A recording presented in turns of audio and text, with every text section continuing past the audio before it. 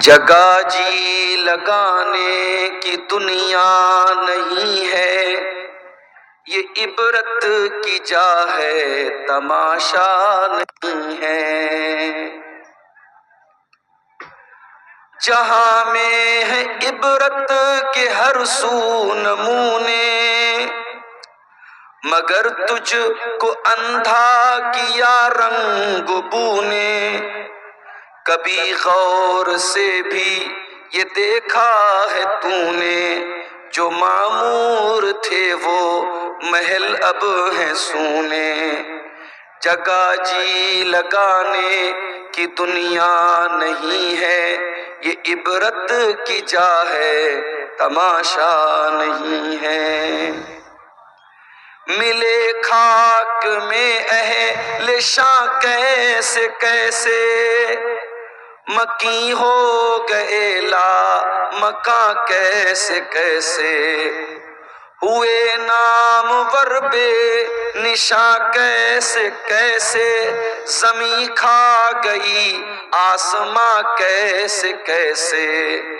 جگہ جی لگانے کی دنیا نہیں ہے، یہ عبرت کی جا ہے تماشا نہیں ہے۔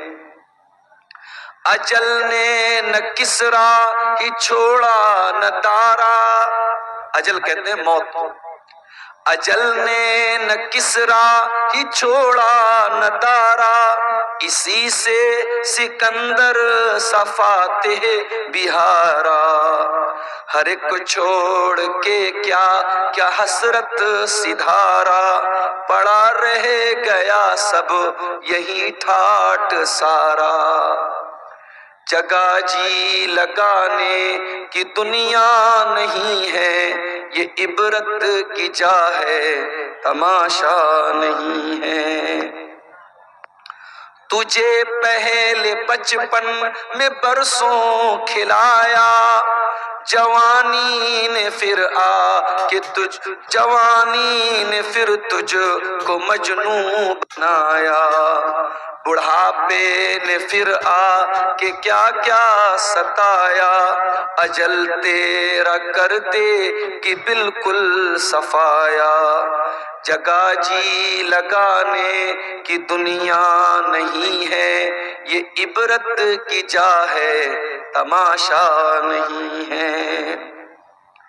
یہی تجھ کو دھن ہے رہوں سب سے بالا، ہو زینت نرالی ہو فیشن نرالا، جیا کرتا ہے کیا یوں ہی مرنے والا، جیا کرتا ہے کیا یوں ہی مرنے والا، تجھے حسن ظاہر نے دھوکے میں ڈالا۔ جگہ جی لگانے کی دنیا نہیں ہے، یہ عبرت کی جا ہے تماشا نہیں ہے۔ کوئی تیری غفلت کی ہے انتہا بھی، جنوں چھوڑ کر اب ہوش میں آ بھی۔ جگہ جی لگانے کی دنیا نہیں ہے، یہ عبرت کی جا ہے تماشا نہیں ہے۔ صدر محترم، علماء کرام، محترم بزرگوں، نوجوان بھائیوں، ماں اور بہنوں، پیارے بچوں، گھسیا گھاٹ نام کے اس علاقے میں کئی سال پہلے میں حاضر ہوا تھا، اور ہمارے بڑے محترم قاری عبدالباسط صاحب رحمہ اللہ اس وقت باحیات تھے، انہی کی دعوت پر میں آیا تھا۔ قرآن کریم کی سورہ آل عمران کی آیت نمبر 185، 185 نمبر کی آیت۔ کل نفس ذائقۃ الموت، ہر نفس کو مرنا ہے، ہر جاندار کو موت کا مزہ چکھنا ہے. اس آیت میں یہ پہلی بات بتائی گئی. موت آنی ہے سب کو، موت سے چھٹکارا نہیں. اگر موت سے کسی کو چھٹکارا ہوتا تو شاید اللہ اپنے نبیوں کو بچا لیتا. اللہ کے بندوں میں سب سے اونچا مقام اللہ کے نبیوں کا ہے، مگر اللہ کے نبیوں کو بھی موت آئی. حضرت سلیمان علیہ السلام اللہ کے ایسے رسول تھے، ایسے نبی تھے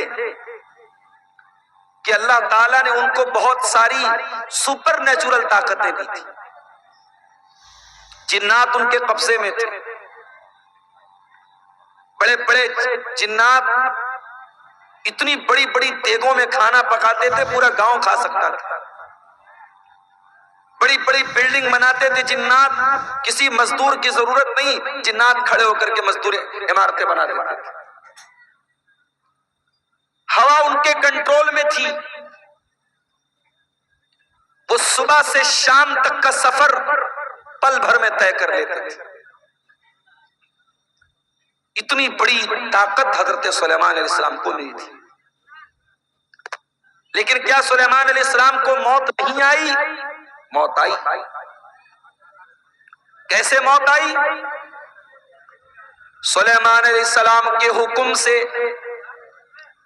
جنات بیت المقدس کی تعمیر کر رہے تھے، بیت المقدس کی بلڈنگ بنا رہے تھے، اس کا اسٹرکچر کھڑا کر رہے تھے. سلیمان علیہ السلام ان کو ڈائریکشن دے رہے تھے، سمجھا رہے تھے، ان کو نردیش دے رہے تھے. سلیمان علیہ السلام اپنے عصا کے اوپر، اپنی لاٹھی کے اوپر کھڑے ہو کر کے ان کو بتا رہے تھے. اور اسی حالت میں سلیمان علیہ السلام کو موت آ گئی. اپنی لاٹھی پر ٹیک لگا کے کھڑے ہیں، موت آ گئی. اب موت آ گئی اور جنات کو پتا بھی نہیں چلا کہ ہمارے باس کا انتقال ہو گیا، ہمارے مالک کا انتقال ہو گیا، جس کے حکم پر ہم یہ کام کر رہے تھے اس کا انتقال ہو گیا. جنات اپنے کام میں لگے ہوئے اور سلیمان علیہ السلام کی ڈیڈ باڈی ان کے انتقال کے بعد ان کا جو شریر ہے اسی لاٹھی کی کے سہارے کھڑا ہوا. قرآن کہتا ہے فَلَمَّا قَضَيْنَا عَلَيْهِ الْمَوْتَ، جب ہم نے سلیمان کی موت کا فیصلہ کر دیا، مَا دَلَّهُمْ عَلَى مَوْتِهِ إِلَّا دَابَّةُ الْأَرْضِ تَأْكُلُ مِنْ سَأَتَهُ، سلیمان کی لکڑی کو، سلیمان کی لاٹھی کو ایک کیڑے نے کھا لیا، اور جب لاٹھی ختم ہو گئی تو ان کی ڈیڈ باڈی زمین پر آ گئی.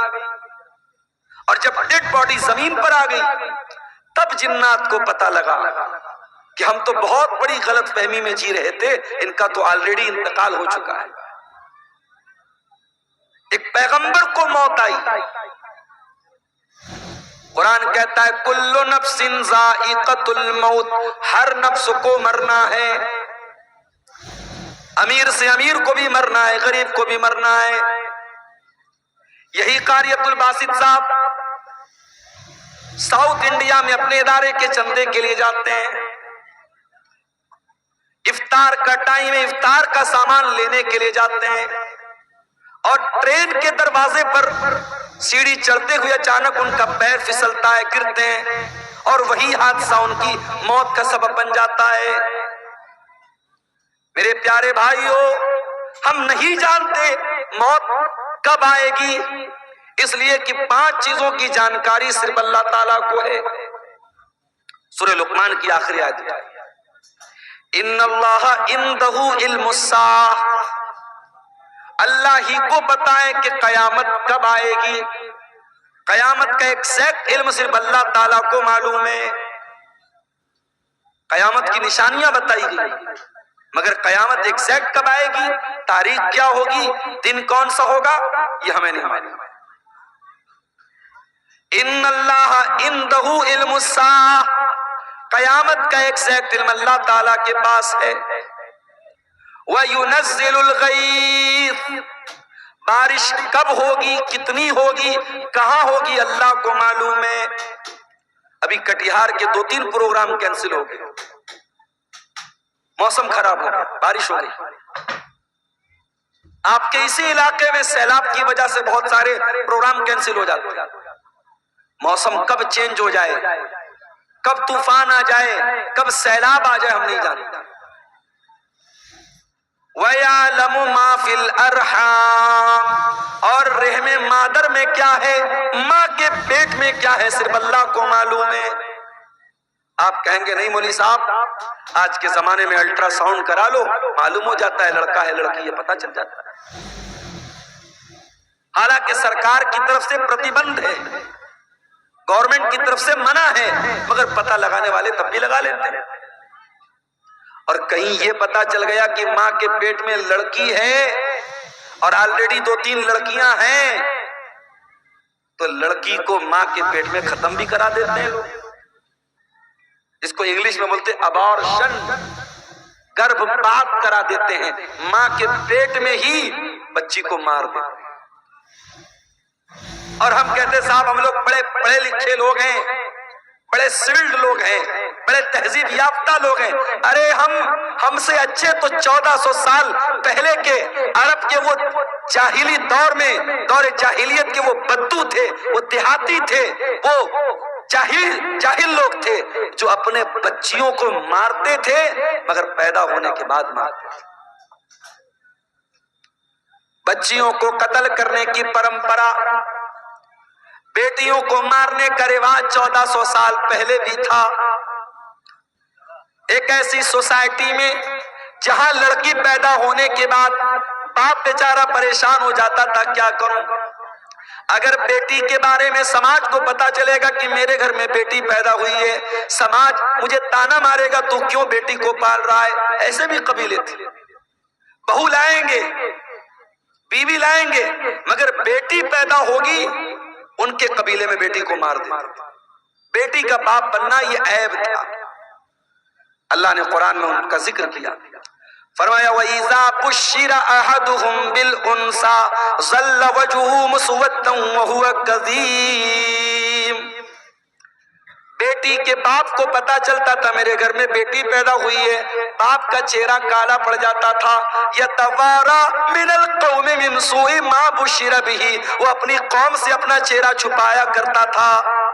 وہ بیچارہ سوچ میں پڑ جاتا تھا أَيُمْسِكُهُ عَلَىٰ هُونٍ أَمْ يَدُسُّهُ فِي التُّرَابِ، کہ کیا کروں، اگر بیٹی کو پالتا ہوں تو سماج میں اپمانت ہونا پڑے گا، ذلیل ہونا پڑے گا، اور دوسرا راستہ یہ ہے اپنی بیٹی کو لے جا کے زمین میں گاڑ دوں، دفن کر دوں۔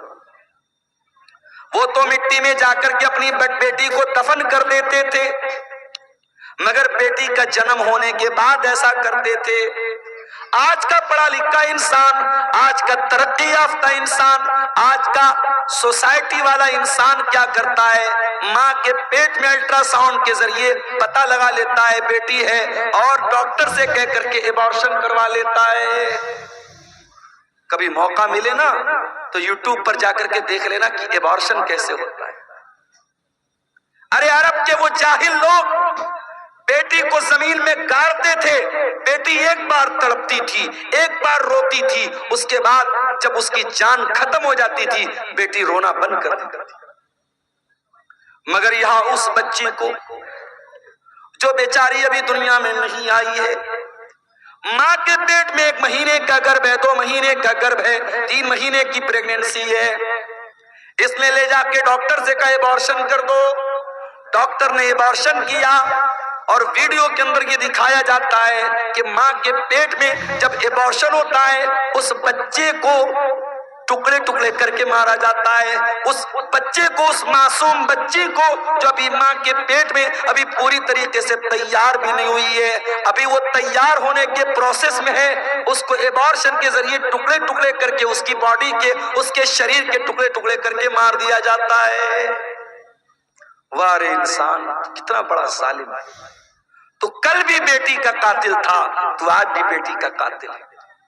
آج بھی بیٹیوں کو لوگ قتل کر دیتے ہیں، اور کیوں قتل کرتے ہیں؟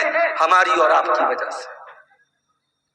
یہ سماج، یہ سوسائٹی جو اپنے آپ کو بڑی دیندار کہتی ہے، جو سال میں جلسے کراتی ہے، جو پروگرام کراتی ہے، جس کے چہرے پر لمبی داڑھی ہے، جس کے ماتھے پر سجدے کا نشان ہے، اسی سماج میں جہیز چلتا ہے، اسی سماج میں بارات چلتی ہے، اسی سماج میں غریب کی بیٹی کی شادی کرنے کے لیے غریب بیٹی کا باپ لون لیتا ہے، زمین بیچتا ہے، جائیداد بیچتا ہے، پھر اپنی غریب لڑکی کی شادی کرتا ہے۔ اس غریب انسان جس کے پاس 3-4 بیٹیاں ہوں، وہ اپنی بیٹیوں کو اپنے سینے کا بوجھ سمجھتا ہے۔ اس کے ذمہ دار کون ہے؟ اس کا ذمہ دار پورا سماج ہے، پورا معاشرہ ہے۔ بیٹی کو بوجھ بنا کے رکھا ہے۔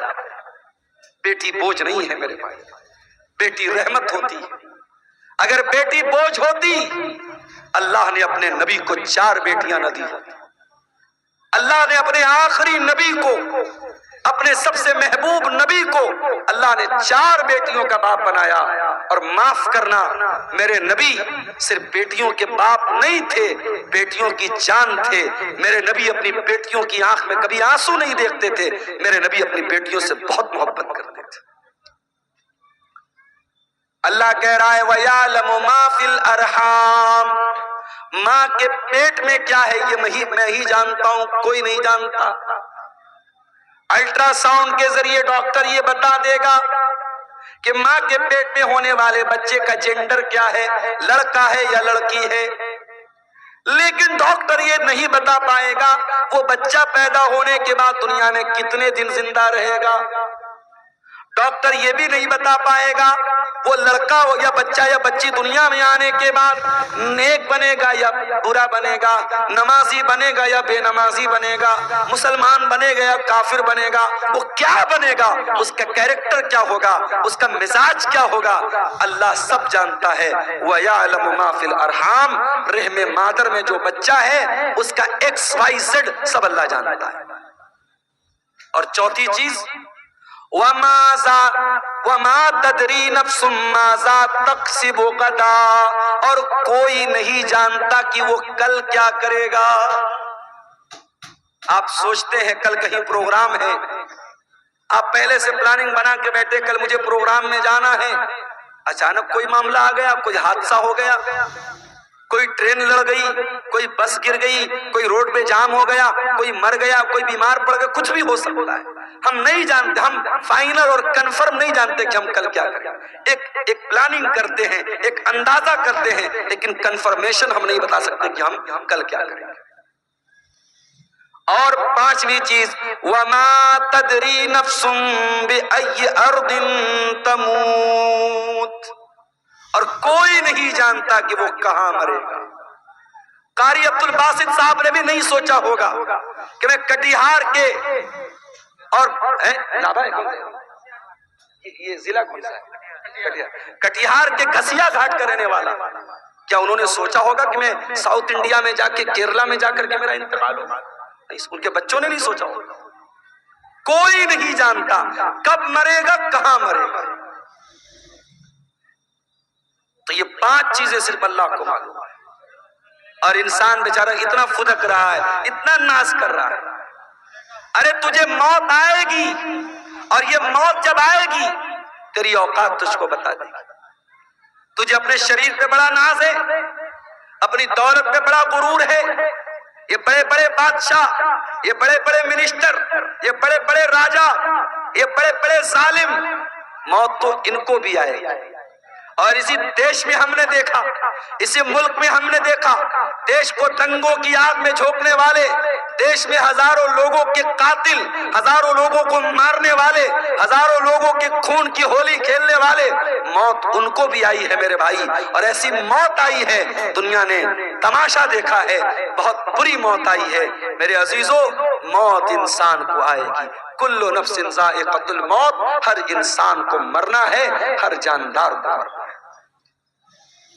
ابھی میں ایک نیوز دیکھ رہا تھا، امریکہ میں ایک لیبوریٹری بنائی جا رہی ہے، ایک پریوگ شالہ، اور وہاں انسان کی باڈی کو رکھا جا رہا ہے، اور ایک باڈی کو رکھنے پر کئی کروڑ روپے خرچ آ رہے ہیں، اور انسان باڈی کو رکھ کر کے کیا پلاننگ کر رہا ہے؟ دوبارہ اس مردہ کو ہم زندہ کیسے کریں، اس پر وہاں ریسرچ ہو رہی ہے۔ بہت سارے لوگ پیسہ خرچ کر کے اپنی باڈی کو اس میں پریزرو کروا رہے ہیں، اور اس پر ریسرچ چل رہی کہ کیسے مردہ انسان کو زندہ کیا جائے۔ کیا یہ پاسبل ہے؟ قرآن کہتا ہے یہ پاسبل نہیں۔ قرآن کریم اٹھاؤ، سورہ واقعہ کے اندر اللہ فرماتا ہے فَلَوْلَا إِذَا بَلَغَتِ الْحُلْقُومَ وَأَنْتُمْ حِينَئِذٍ تَنْظُرُونَ۔ میرے بندو، جب تمہاری موت کا ٹائم آئے گا، جب تمہاری جان حلق تک پہنچ جائے گی اور تم دیکھو گے مرنے والے کے جو قریبی رشتہ دار ہیں وہ پاس میں بیٹھے ہوئے ہیں اور ان کے سامنے انسان کو موت آئے گی۔ کبھی آپ نے کسی کو مرتے ہوئے دیکھا ہے؟ اتفاق سے میرے نانا کا جب انتقال ہوا تو میں وہاں پہ تھا۔ جیسے ہی انسان کا انتقال ہوتا ہے انسان کی آنکھیں اوپر اڑ جاتی ہیں، کیونکہ روح جو ہوتی ہے جب فرشتہ لے کے جاتا ہے تو انسان کی آنکھیں پھٹی کی پھٹی رہ جاتی ہیں، اور اگر منہ کھلا ہے تو منہ کھلا کا کھلا رہ جاتا ہے۔ مرنے والے کو تم دیکھ رہے ہو کہ وہ مر رہا ہے۔ وَنَحْنُ أَقْرَبُ إِلَيْهِ مِنْكُمْ وَلَكِنْ لَا تُبْصِرُونَ۔ ماں کا انتقال ہو رہا ہے، بچے بغل میں بیٹھے ہیں، باپ کا انتقال ہو رہا ہے، بیٹے بغل میں بیٹھے ہیں۔ بیٹوں کو یہ لگ رہا ہے کہ باپ سے سب سے زیادہ قریب ہم ہیں، بیٹی کو یہ لگ رہا ہے ماں سے سب سے زیادہ قریب ہم ہیں۔ اللہ کہتا ہے وَنَحْنُ أَقْرَبُ إِلَيْهِ مِنْكُمْ وَلَكِنْ لَا تُبْصِرُونَ۔ مرنے والے سے سب سے زیادہ قریب ہم ہیں۔ فَلَوْلَا إِن كُنتُمْ غیر مدینین ترجعونہا ان کنتم صادقین۔ اے میرے بندو، اگر تم کو یہ لگتا ہے کہ کوئی اللہ نہیں ہے، کوئی رب نہیں ہے، کوئی موت دینے والا نہیں ہے، اور تم کسی کے انڈر میں نہیں ہو، تم کسی کے پاور میں نہیں ہو، تو ذرا مرنے والے کو دوبارہ زندہ کر کے دکھا دو، ذرا روح کو واپس ڈال کے دکھا دو۔ نہیں کر سکتے، مردہ زندہ نہیں ہو سکتا میرے بھائی۔ جو مر گیا وہ مر گیا، اب مرنے کے بعد دوبارہ اس کے اندر جان نہیں ڈال سکتی۔ یہ ہے موت۔ اور کبھی غور کرنا، موت ہماری بے بسی بتاتی ہے۔ جب ہمارا انتقال ہوتا ہے نا، دنیا میں میں آپ کے سامنے آیا ہوں کرتا پائجامہ صدری پہن کے آیا ہوں، مریں گے تو کیا پہنیں گے؟ کفن پہنیں گے۔ دنیا میں نہانے جائیں گے، کوئی لکس سے نہا رہا ہے، کوئی لائف بوائے سے نہا رہا ہے، کوئی سنتھال سے نہا رہا ہے، کوئی الگ الگ برانڈ کے صابن استعمال کر رہا ہے۔ جاڑے کا موسم ہے، ہم گرم پانی کر کے نہا رہے ہیں۔ گھروں میں جو پیسے والے لوگ ہیں گیزر لگواتے ہیں، گرمی کا موسم ہے ٹھنڈے پانی سے نہاتے ہیں۔ مر گیا بیچارہ کچھ نہیں بولتا، گرم سے نہلاؤ، ٹھنڈے سے نہلاؤ، صابن کے ساتھ نہلاؤ، بنا صابن کے نہلاؤ، کچھ نہیں بول سکتا۔ دنیا میں نہاتا تھا، اپنا الگ ایٹیٹیوڈ تھا، آدھا گھنٹے تک نہاتا رہتا تھا، چہرے کے لیے الگ فیس واش تھا، باڈی کے لیے الگ باڈی واش تھا، بالوں کے لیے الگ شیمپو تھا۔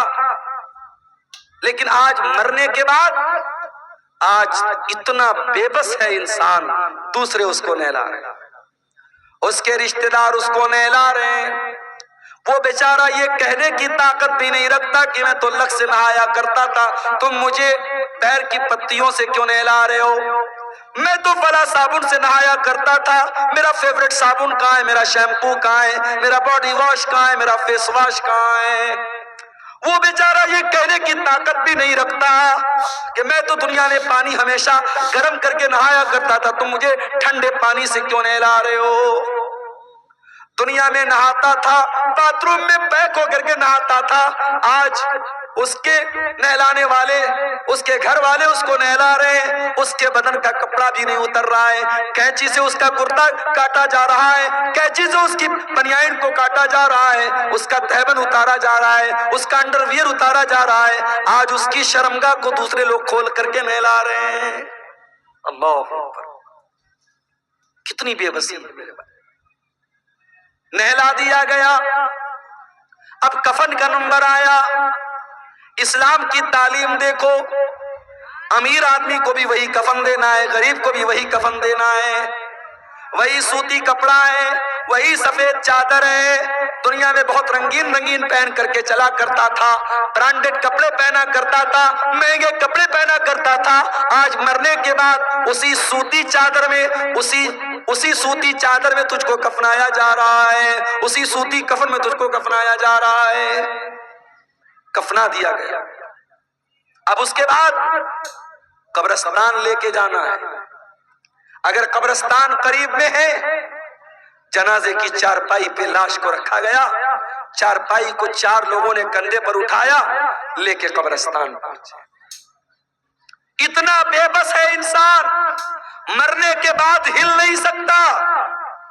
اس کی باڈی کو 4 لوگ مل کر کے جنازے پر اٹھا کر کے لے کے قبرستان جا رہے. قبرستان لے کے جایا گیا, وہاں پہلے سے قبر کو کھود کر کے ریڈی کیا گیا ہے. جنازے کو قبر میں اتارا گیا, مٹی ڈالی گئی, قبر تیار ہو گئی. گھر والوں نے کھڑے ہو کر کے مغفرت کی دعا کر دی, آسانی کی دعا کر دی. پھر اس کے بعد مٹی ہاتھ سے اپنے مٹی جھاڑ کر کے گھر والے واپس چلے گئے. اے انسان, تو کتنا غافل ہے, تو کیا کیا حرکتیں کرتا ہے. اس قبر میں نہ تیرا باپ تیرے ساتھ آیا, نہ تیرے بچے تیرے ساتھ آئے, نہ تیری بیوی تیرے ساتھ آئی, نہ تیرا مال تیرے ساتھ آیا, نہ زمین تیرے ساتھ آئی, نہ جائیداد تیرے ساتھ آئی. کل نفس ذائقۃ الموت, ہر نفس کو موت کا مزہ چکھنا ہے. اللہ اپنے نبی سے قرآن میں کہتا ہے, وَمَا جَعَلْنَا لِبَشَرٍ مِّن قَبْلِكَ الْخُلْدَ أَفَإِن مِّتَّ فَهُمُ الْخَالِدُونَ. اے نبی, آپ سے پہلے جتنے انسان آئے ان کو بھی موت آئی, اور آپ کو بھی موت آنے والی ہے, آپ کو بھی مرنا ہے. انک میت وانہم میتون, اے نبی آپ بھی مرنے والے ہیں اور یہ سب مرنے والے, سب کو موت آنے والی ہے. ہمارے نبی کو موت آئی کہ نہیں آئی؟ آئیے ذرا سا نبی کی وفات کا نقشہ آپ کے سامنے کھینچتے ہیں. نبی کا انتقال کب ہوا؟ ربیع الاول کے مہینے. عمر کتنی تھی؟ 63 برس. مہینہ کون سا؟ ربیع الاول. تاریخ کون سی؟ 12 تاریخ. دن کون سا؟ سوموار کا دن. تھوڑا اور پیچھے چلو, ربیع الاول کے پہلے جب رمضان کا مہینہ آیا, پیارے نبی کی عادت تھی رمضان میں ہر سال حضرت جبریل علیہ السلام آپ کے پاس آتے تھے اور آپ کو قرآن کا دور کراتے تھے, قرآن پڑھاتے تھے اور آپ ان کو قرآن سناتے تھے. آخری بار جب آپ کی زندگی کا آخری رمضان تھا, اللہ کے پیارے نبی نے جبریل کو 2 مرتبہ قرآن سنایا. اللہ کے نبی نے حضرت جبریل کو 2 مرتبہ قرآن سنایا.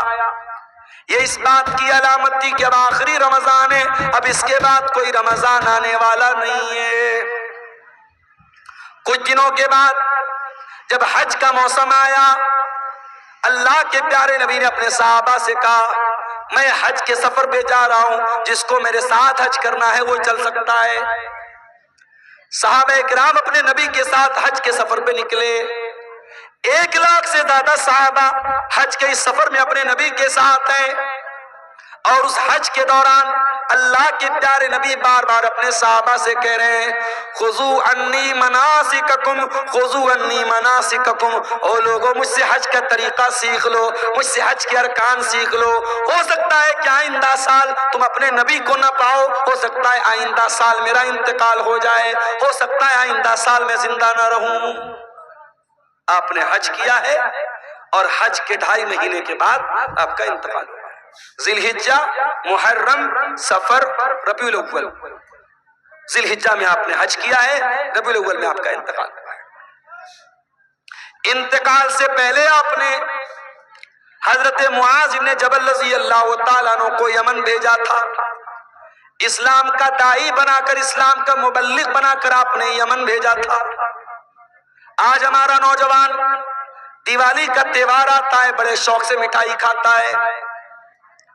میں اس مسئلے کو نہیں چھیڑ رہا ہوں کہ دیوالی کی مٹھائی کھانا جائز ہے یا ناجائز ہے, اس مسئلے کو چھوڑ دو. لیکن آج حالات کیا ہیں؟ آج بہار کے بہت سارے مسلمان دیوالی کا تہوار منا رہے ہیں، ان کے گھروں پر بھی دیے جل رہے ہیں، مسلمانوں کے گھروں سے بھی پٹاخوں کی آواز آ رہی ہے۔ وَذَا میں تم ہو نصارہ تو تمتن میں ہنود، یہ مسلمان ہیں جنہیں دیکھ کے شرمائے یہود۔ تیرا غیر مسلم بھائی شرک کر رہا ہے، اللہ کو چھوڑ کر اپنے دیوی دیوتا کی عبادت کر رہا ہے۔ تیرا فرض کیا تھا؟ تیرا کرتویہ کیا تھا؟ تیری ڈیوٹی کیا تھی؟ کہ تو توحید سمجھاتا، تو شرک سے منع کرتا، تو بتاتا یہ مہا پاپ ہے، یہ گناہ ہے، اللہ ہی ہمارا پالنہار ہے، اللہ ہی ہمارا معبود ہے۔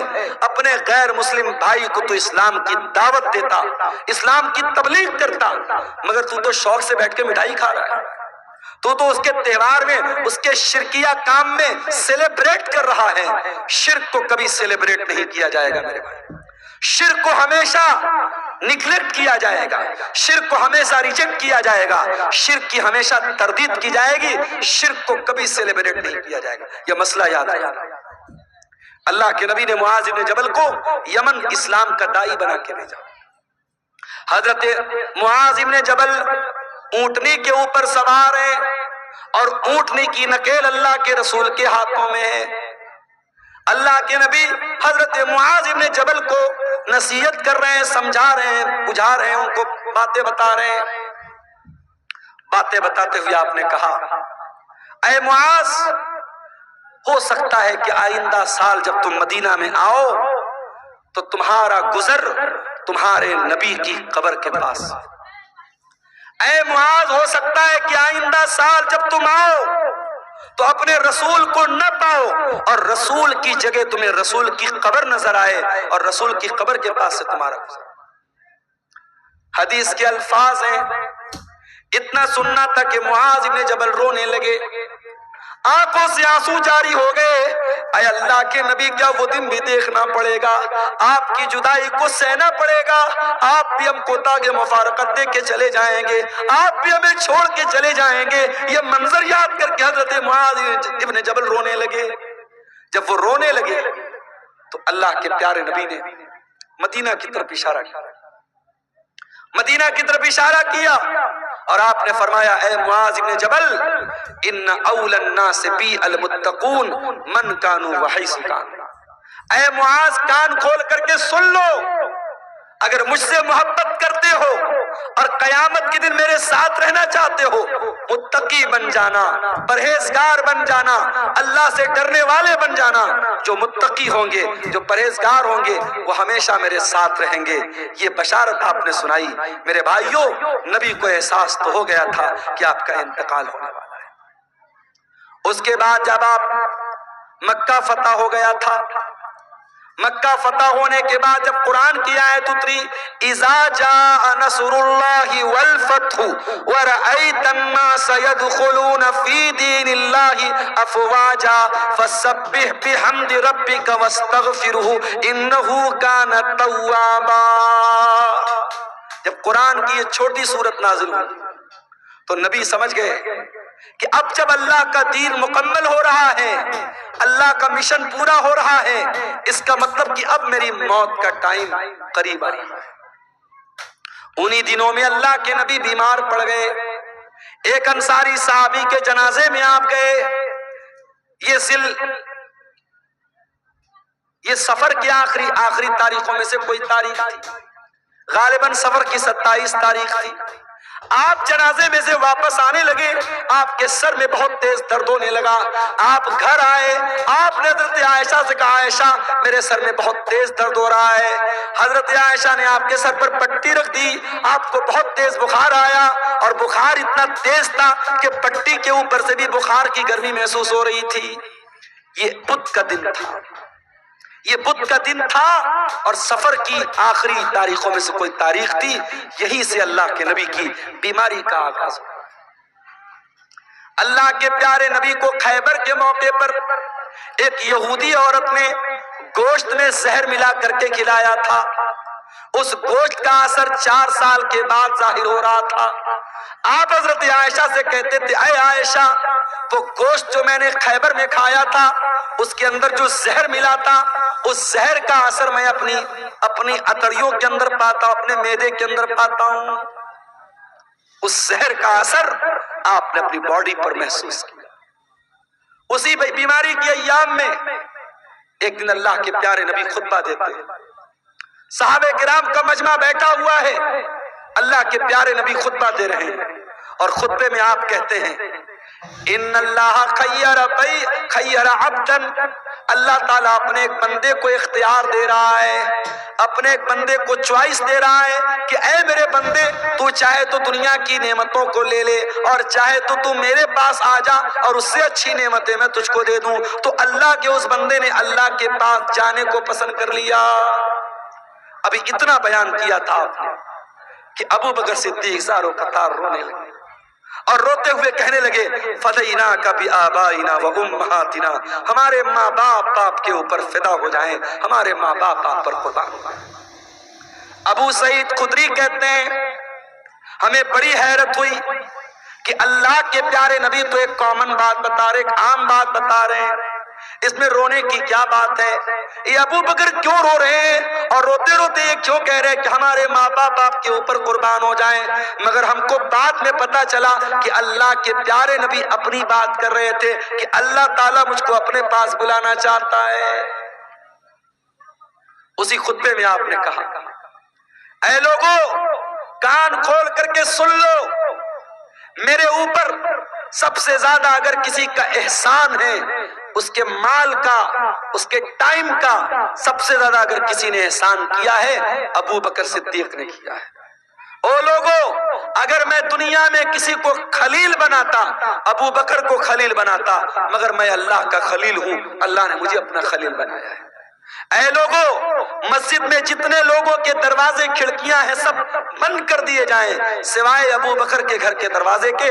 ابو بکر کا جو دروازہ مسجد میں کھلتا ہے اس کو بند نہ کیا جائے، وہ دروازہ اوپن رہے گا، وہ دروازہ کھلا رہے گا۔ یہ نبی کے آخری دنوں کی بات ہے۔ سوموار کے دن آپ کا انتقال ہوا، بدھ کا دن آیا، بدھ کے دن آپ نے صحابہ سے کہا کہ 7 الگ الگ کنویں کا پانی لایا جائے۔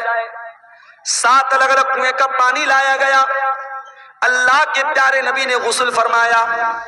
غسل کرنے کے بعد آپ نے اپنے سر کے اوپر پٹی باندھی اور آپ مسجد میں آئے اور منبر پر چڑھے اور آپ نے خطبہ دیا، اور اسی خطبے میں آپ نے فرمایا کہ او لوگو میرے انصاری صحابہ، میرے انصار صحابہ کے ساتھ تم کبھی غلط سلوک مت کرنا، انہم کرشی و عیبتی، یہ میرے بڑے خاص لوگ ہیں، انہوں نے بڑی قربانیاں دی ہیں، اگر کبھی تم امیر بن جانا، مسلمانوں کے ذمہ دار بن جانا تو انصار صحابہ کرام کے ساتھ اچھا سلوک کرنا، وہ اگر بھلائی کریں ان کی بھلائی کو قبول کر لینا، اگر ان سے غلطی ہو جائے تو درگزر کر دینا، معاف کر دینا۔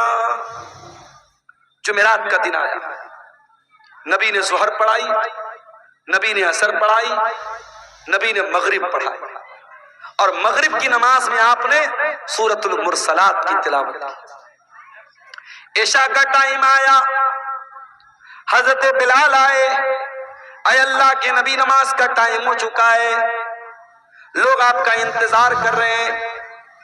آپ نے کہا پانی لاؤ، پانی لایا گیا، آپ نے غسل کیا، غسل کرنے کے بعد آپ کھڑے ہوئے، تھوڑی دور آگے بڑھے، چکر کھا کے گر پڑے، ہوش آیا، پوچھا صلی الناس، کیا نماز ہو گئی؟ لا هم ينتظرونک یا رسول اللہ، اے اللہ کے نبی لوگ آپ کا انتظار کر رہے ہیں، ابھی نماز نہیں پڑھی لوگوں نے۔ پھر آپ نے غسل کیا، پھر آپ اٹھ کر کے جانے لگے، پھر کشید طاری ہو گئی، پھر گر پڑے، 3 بار ایسا ہوا، 3 بار چکر کھا کے اللہ کے پیارے نبی گر پڑے زمین کے اوپر۔ جب 3 بار ایسا ہو گیا اور آپ سمجھ گئے کہ اب میری طبیعت مسجد میں جانے لائق نہیں ہے، تو آپ نے کہا کہ جاؤ ابو بکر سے کہو وہ لوگوں کو نماز پڑھائیں۔ لوگ حضرت ابو بکر کے پاس آئے، چلیے آپ نماز پڑھائیے، اللہ کے نبی کا آرڈر ہے۔ ابو بکر بڑے نرم دل آدمی تھے، بڑے رحم دل آدمی تھے. انہوں نے حضرت عمر سے کہا کہ اے عمر آپ جا کر کے نماز پڑھا دیجئے. حضرت عمر نے کہا نہیں، اللہ کے نبی نے آپ کو پرمیشن دی، آپ چل کر کے نماز پڑھائیے. 17 ٹائم کی نمازیں نبی کی زندگی میں، نبی کی آخری ایام میں ابو بکر صدیق نے پڑھائی. جمعرات کے دن کی عشاء کی نماز، جمعہ کی 5 ٹائم کی نماز، سنیچر کو 5 ٹائم کی نماز، اتوار کو 5 ٹائم کی نماز، اور سوموار کی فجر کی نماز. یہ ٹوٹل 17 نمازیں حضرت ابو بکر صدیق نے اللہ کے پیارے نبی کی زندگی میں آخری دنوں میں پڑھائی.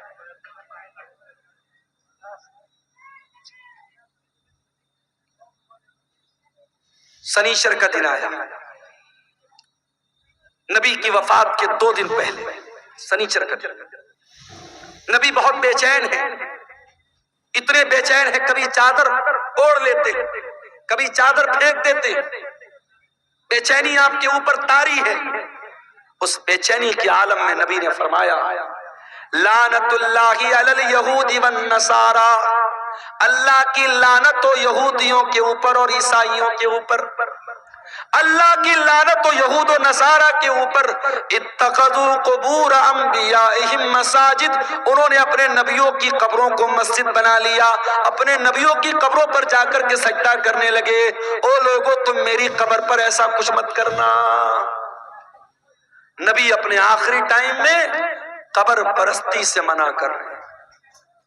جس نبی نے اپنی وفات سے 2 دن پہلے اپنی امت کو شرک سے روکا ہے اور قبر پرستی سے روکا ہے، آج سیمانچل کو چھوڑ دیجئے. سیمانچل الحمدللہ اس برائی سے بہت حد تک پاک ہے.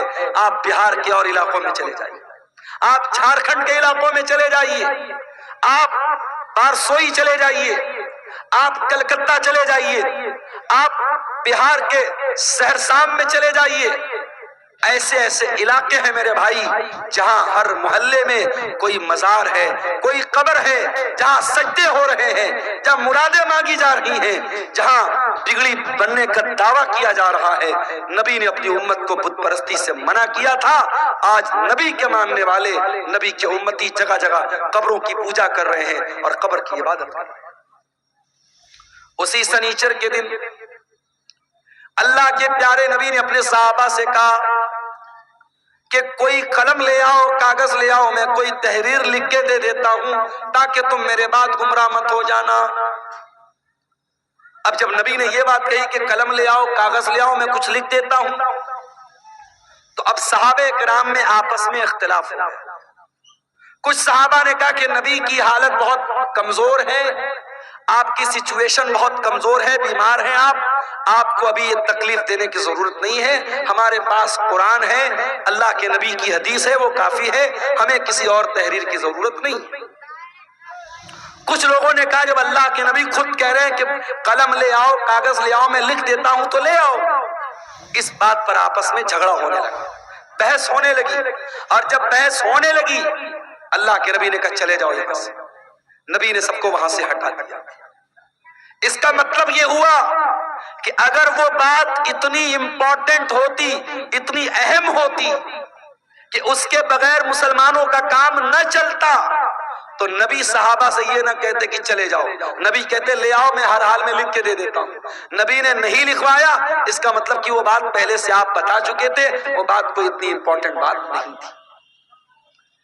اتوار کا دن آیا، نبی کی وفات سے 1 دن پہلے کہے نبی نے اپنے سارے غلاموں کو آزاد کر دیا. نبی کے گھر میں جتنے ہتھیار تھے، تلوار تھی، ڈھال تھی، زرہ تھی، سب آپ نے مسلمانوں کے لیے وقف کر دیا. اتنا ہی نہیں، آپ کے گھر میں 7 دینار تھے، آپ نے ان کو بھی صدقہ خیرات کر دیا. اتوار کے کا دن گزارنے کے بعد جب رات آئی ہے اور چراغ جلانے کے لیے تیل کی ضرورت پڑی ہے تو اماں عائشہ کہتی ہے میرے پاس تیل نہیں تھا، مجھے پڑوسی سے مانگنا پڑا، تب جا کر محمد رسول اللہ کے گھر میں چراغ جلا ہے، روشنی. اللہ میری پیاری ماں اور بہنوں، آج آپ کا چپل آپ کی پسند کا نہ آئے، آپ کا کپڑا آپ کی پسند کا نہ آئے، آپ کی پسند کی جویلری آپ کا شوہر نہ لائے تو میاں بیوی میں جھگڑا ہو جاتا ہے. بیوی کہہ دیتی ہے ارے جائیے آپ کے ساتھ تو شادی کر کے میں پھنس گئی، شادی کر کے پھنس گئی آپ کے ساتھ، آپ تو کبھی میری پسند کا سامان نہیں لاتے ہیں، آج شوہر اپنا دل اور کلیجہ نکال کے رکھ دے تب بھی بیوی خوش نہیں ہونے والی۔ وہ ایک لطیفہ ہے نا کہ ایک مولوی صاحب تھے، بہت اچھی تقریر کرتے تھے، بہت پبلک ان کی بڑی عزت کرتی تھی، بڑا لوگ احترام کرتے تھے، اور گھر میں جو ان کی گھر والی تھی وہ ان کی عزت ہی نہیں کرتی تھی، ان کو مانتی نہیں تھی۔ تو ایک دن ان کی گھر والی نے کہا ارے سنتے ہو، رات میں نے خواب دیکھا ایک بزرگ ہوا میں اڑ رہے ہیں، ایک بزرگ کو دیکھا میں نے کہ ہوا میں اڑ رہے ہیں، میں تو دیکھ کے بڑی اچنبھت ہو گئی، حیران ہو گئی۔ تو مولوی صاحب نے کہا کہ ارے پاگل، وہ بزرگ میں تھا جس کو تم نے ہوا میں اڑتے ہوئے دیکھا تھا۔ کہا اچھا آپ تھے، اسی لیے تھوڑا ٹیڑھا ٹیڑھا اڑ رہے تھے، سیدھا نہیں اڑ رہے تھے۔ تو بیوی کبھی شوہر کی تعریف کرنے کو تیار نہیں ہوتی ہے، یہ مزاج ہوتا ہے میرے بھائیوں بیویوں کا۔ لیکن آپ دیکھیے نبی کی بیویوں نے کیسی زندگی گزاری، نبی نے اپنی بیویوں کو کوئی لگژری لائف نہیں دی، کوئی شاندار گھر نہیں ہے، کوئی شاندار کپڑا نہیں ہے، کوئی شاندار فرنیچر نہیں ہے۔ نبی کی حیات کا آخری دن ہے اور نبی کے گھر میں جو چراغ جل رہا ہے، چراغ کی بتی کا تیل بھی ادھار مانگ کے لایا گیا ہے۔ سوموار کا دن آتا ہے، نبی اکرم کی زندگی کا آخری دن ہے، اللہ کے پیارے نبی فجر کی نماز کا ٹائم ہوتا ہے، بستر سے اٹھتے ہیں، اپنے کمرے کے دروازے پر آتے ہیں، پردہ ہٹاتے ہیں، سامنے صحابہ کرام نماز پڑھ رہے ہیں، ابو بکر صدیق نماز پڑھا رہے ہیں اور صحابہ کرام نماز پڑھ رہے ہیں۔ یہ منظر دیکھ کر کے اللہ کے نبی بہت خوش ہوتے ہیں اور آپ کے چہرے پر مسکراہٹ آ جاتی ہے۔ آپ جب مسکرانے لگتے ہیں تو صحابہ کرام نماز کی حالت میں اپنے نبی کی مسکراہٹ کو محسوس کر لیتے ہیں۔ صحابہ کرام سمجھ جاتے ہیں کہ اللہ کے نبی اپنے کمرے کے دروازے پر آئے ہیں۔ صحابہ کرام تالی بجانے لگتے ہیں، لقمہ دینے لگتے حضرت ابو بکر صدیق کو کہ جلدی سے پیچھے چلے آؤ، اللہ کے نبی آ چکے ہیں۔ لیکن جب اللہ کے نبی نے محسوس کیا کہ صحابہ کرام چاہتے کہ میں امامت کراؤں تو آپ نے اشارہ کیا کہ نماز پوری کرو، اور اس کے بعد آپ نے پردہ گرا دیا۔ یہ آخری نظر تھی، صحابہ کہتے ہیں آخری دیدار تھا جو ہم نے اپنے نبی کا کیا تھا۔ فجر کا ٹائم ختم ہوا، چاشت کا ٹائم شروع ہوا، سورج آسمان کی طرف بلند ہونے لگا۔ جیسے جیسے سورج بلند ہو رہا ہے چاشت کا ٹائم ہو رہا ہے، محمد رسول اللہ کی تکلیف بڑھ رہی ہے میرے بھائی۔ آپ نے اپنی بیٹی حضرت فاطمہ کو بلوایا، حضرت فاطمہ نے آ کر کے اپنے باپ کو تکلیف میں دیکھا، فرمایا واہ کربا ابتا، ہائے میرے ابا جان کی تکلیف۔ آپ نے فرمایا لیسا علی ابی کی کربن بعد الیوم، اے میری بیٹی فاطمہ آج کے بعد تیرے باپ کے اوپر کوئی تکلیف آنے والی نہیں ہے، آج تیرے باپ کی زندگی کا آخری دن ہے۔ احساس ہو گیا تھا کہ آج آخری دن ہے۔ پھر آپ نے حضرت فاطمہ کے کان میں کہا اے فاطمہ میں بہت جلد دنیا سے جانے والا ہوں، میں چھوڑ کر کے تم کو دنیا سے جانے والا ہوں، تیرا باپ تجھ سے جدا ہونے والا ہے۔ یہ سن کر کے حضرت فاطمہ کی آنکھوں سے آنسو آ گئے۔ پھر آپ نے ان کے کان میں فرمایا اے فاطمہ میرے اہل بیت میں، میرے گھر والوں میں سب سے پہلے تم مجھ سے ملو گی، تمہارا انتقال سب سے پہلے ہوگا، اور اے فاطمہ تم تمام جنتی عورتوں کی سردار بنو گی۔ جب حضرت فاطمہ نے یہ سنا ان کے چہرے پر مسکراہٹ آ گئی۔ آپ نے حسن و حسین کو بلایا، ان کی پیشانی کو چوما اور لوگوں سے کہا کہ میرے یہ نواسے ہیں، ان کا خیال کرنا، ان کے حقوق کا خیال کرنا، ان کے ساتھ کوئی ظلم نہ ہونے پائے۔ پھر آپ نے اپنی بیویوں کو بلوایا، تمام بیویاں اکٹھا ہو گئیں، آپ نے ان کو واضح نصیحت کی، ان کو سمجھایا، ان کو اچھی اچھی باتیں بتائیں۔ اس کے بعد آپ نے یہ بھی فرمایا، دو چیزوں کی آپ نے وصیت کی۔ اس بے چینی کی عالم میں جب آپ کی زبان سے الفاظ بھی صحیح طریقے سے نہیں نکل لیتے، آپ نے فرمایا الصلاۃ الصلاۃ وما ملکت ایمانکم، او لوگو نماز کی پابندی کرتے رہنا، نماز کا خیال کرتے رہنا، اور اپنے غلاموں کا، اپنے نوکروں کا، اپنے ماتحتوں کا خیال کرنا۔ نماز کی پابندی کرنا اور اپنے انڈر میں کام کرنے والے اپنے نوکروں، اپنے خادموں کا خاص خیال کرنا۔ حضرت عبد الرحمن ابن ابو بکر مسواک لے کر کے آئے، نبی کی نظر مسواک پر پڑ گئی، آپ نے حضرت عائشہ کو اشارہ کیا کہ میں بھی مسواک کرنا چاہتا ہوں۔ حضرت عائشہ نے اپنے بھائی سے مسواک لی اور مسواک کو اپنے دانتوں سے نرم کیا اور وہ مسواک اللہ کے نبی کو دے دی۔ اللہ کے پیارے نبی نے اپنی وفات سے کچھ دیر پہلے مسواک کیا۔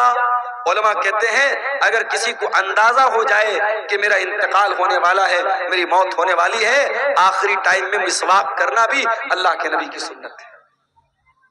اس کے بعد آپ نے وہیں پر ایک پیالے میں پانی رکھا ہوا تھا، آپ کو اپنے اوپر موت کی سختیاں محسوس ہوئیں۔ کیا بات ہے، کیوں اٹھ رہے ہیں آپ؟ بارش ہو رہی ہے؟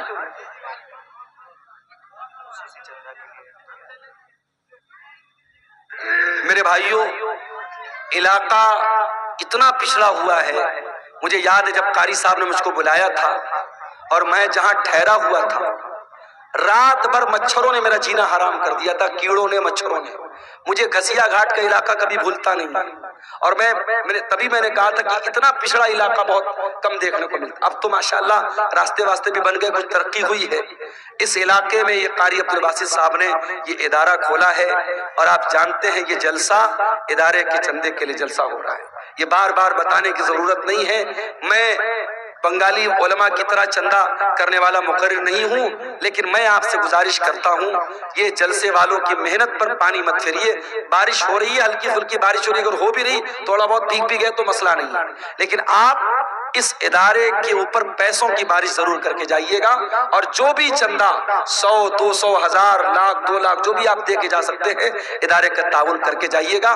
خصوصی طور پر یہ میری آپ سے گزارش ہے، ادارہ آپ کے تعاون کا محتاج ہے، علاقہ آپ دیکھ رہے ہیں، ادارے کی ضرورت آپ دیکھ رہے ہیں۔ میں رسول کی وفات کا واقعہ بیان کر رہا ہوں، تھوڑی دیر اور آپ کے صبر کا امتحان لیتا ہوں، پھر میں آپ سے اجازت دے دوں گا۔ اللہ کے نبی کا آخری ٹائم ہے میرے بھائی، اور موت کی شدت آپ محسوس کر رہے ہیں۔ آپ نے موت کی اس شدت میں اپنے چہرے پر پانی ڈالا اور آپ نے کہا اللہم انی علی سکرات الموت، اے اللہ میری مدد کر، موت کی سختیوں پر میری مدد کر۔ حضرت عائشہ کہتی ہیں کہ نبی کے اوپر جب میں نے موت کی سختی کو دیکھ لیا، اس وقت تک میں موت کی سختی کو برا سمجھتی تھی، مگر جب اپنے نبی کے اوپر میں نے موت کی سختی کو دیکھا تو میں سمجھ گئی کہ موت کی سختی برحق ہے، اور موت کی سختی کسی کے اوپر بھی آ سکتی ہے۔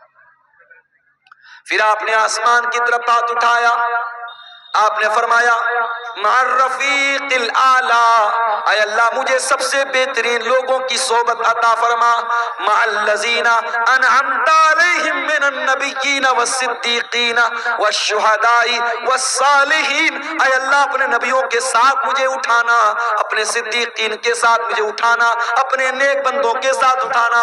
اتنا کہنے کے کیا کیڑے مکوڑے بھی جو ہے نا اپنے نبیوں کے ساتھ ہے، اللہ تعالیٰ مجھ کو اٹھانا، اور یہی پڑھتے ہوئے اللہ کے نبی نے اپنے ہاتھ اٹھائے اور آپ کے ہاتھ زمین پر گر گئے اور آپ کی روح آپ کے بدن سے نکل گئی، اور اللہ کے آخری نبی بھی اللہ کو پیارے ہو گئے۔ انا للہ و انا الیہ راجعون۔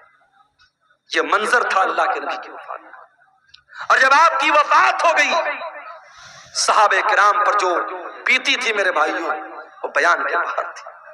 حضرت فاطمہ نے کہا یا ابتا من جنت الفردوس مأوا یا ابتا الی جبریل ننا، اے میرے ابا جان ہم آپ کی موت کی خبر جبریل امین کو دے رہے ہیں، اے ابا جان آپ کا ٹھکانہ جنت الفردوس ہے، یا بتا اجاب ربن دعا، اے ابا جان آپ نے اپنے رب کی دعوت کو قبول کر لیا، اپنے رب کے پاس چلے گئے۔ یہ نبی کی وفات کا منظر تھا میرے بھائی، نبی کے انتقال کے بعد آپ کی جنازے کی نماز بھی ہوئی، مگر کسی ایک امام کی اقتدا میں نہیں ہوئی. لوگ آتے گئے پڑھتے چلے گئے، پہلے مردوں نے پڑھی، پھر عورتوں نے پڑھی، پھر بچوں نے پڑھی، ایک ایک کر کے، دو دو کر کے، تین تین کر کے لوگ آتے تھے، پڑھتے تھے، چلے جاتے تھے. کسی امام کے پیچھے آپ کی جنازے کی نماز نہیں. اور جب نبی کو دفنایا گیا تو حضرت فاطمہ نے کہا تھا حضرت انس سے، اطابت انفسکم ان تحسو علی رسول اللہ صلی اللہ علیہ وسلم التراب. اے انس، تمہارے دل نے گوارا کیسے کیا کہ تم نے نبی کے اوپر مٹی ڈالی تھی؟ نبی کے اوپر مٹی ڈالنا اور نبی کو مٹی میں اتارنا، قبر میں اتارنا، کیسے تم نے گوارا کر لیا؟ مگر میرے بھائیوں، یہ اللہ کا قانون تھا، یہ اللہ کا دستور تھا، یہ اللہ کا حکم تھا، اور صحابہ کرام نے اس پر عمل کیا، اور پیارے نبی کو بھی قبر میں اتارا گیا اور آپ کو بھی قبر میں دفنایا گیا.